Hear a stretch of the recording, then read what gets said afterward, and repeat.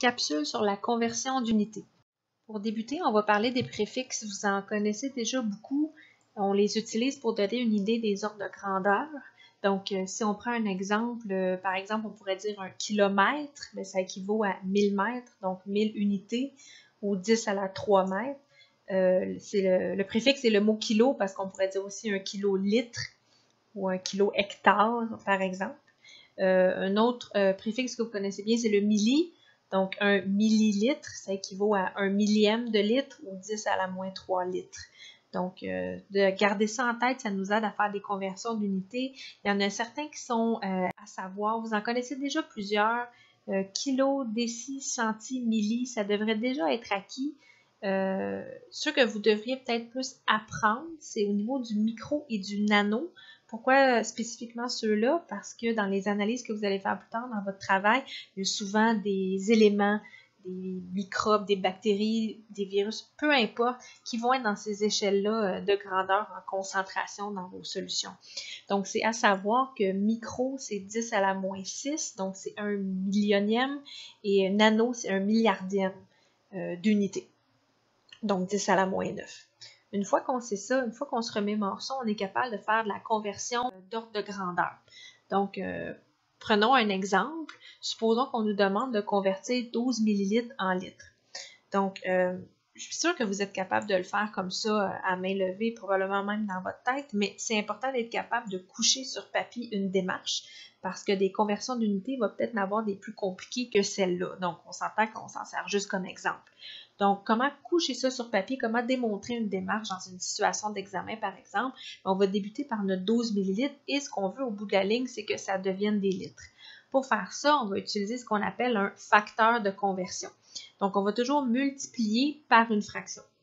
Ce qu'on va mettre dans cette fraction-là, c'est des millilitres au dénominateur et des litres au numérateur, par exemple. Pourquoi? Parce que ça va nous permettre d'éliminer nos millilitres.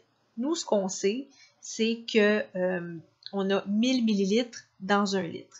Donc, si on observe, on voit millilitres au numérateur, millilitres au dénominateur. Ils vont s'annuler. Tout ce qui va rester, c'est des litres. C'était notre but. Donc, sur notre calculatrice, on a tout simplement à faire 12 fois 1 divisé par 1000. Ça va nous donner notre réponse. Ce qui est à noter, c'est que si la donnée de départ avait 2 chiffres significatifs, ça veut dire que notre réponse finale va aussi avoir 2 chiffres significatifs. Le même principe de calcul va être utilisé pour faire toutes sortes de conversions, pas nécessairement juste d'ordre de grandeur. Prenons un exemple ici. On nous demande combien pèse 10,4 ml d'éthanol si sa masse volumique est de 0,789 g par millilitre. Si vous ne vous rappelez pas c'est quoi la masse volumique, ça nous dit 1 millilitre, ça pèse combien? Donc, ça veut dire que 1 millilitre d'éthanol, ça pèse 0,789 g. Donc, notre donnée de départ, c'est le 10,4 ml et on veut qu'au bout de la ligne, ça devienne des grammes parce qu'on nous dit combien pèse. Donc, on cherche vraiment une masse. Même stratégie, on va utiliser un facteur de conversion.